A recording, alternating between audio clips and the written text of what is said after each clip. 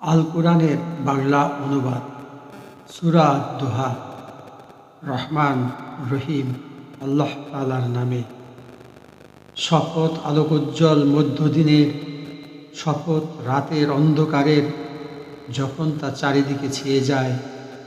তোমার মালিক ওহীর সাময়িক বিরতিতে তোমাকে পরিত্যাগ করে চলে যাননি এবং তিনি তোমার উপর অসন্তুষ্ট হননি।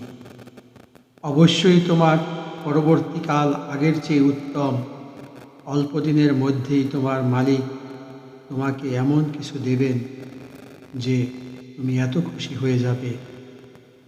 তিনি কি তোমাকে এতিম অবস্থায় পাননি? অতঃপর তিনি তোমাকে আশ্রয় দিয়েছেন।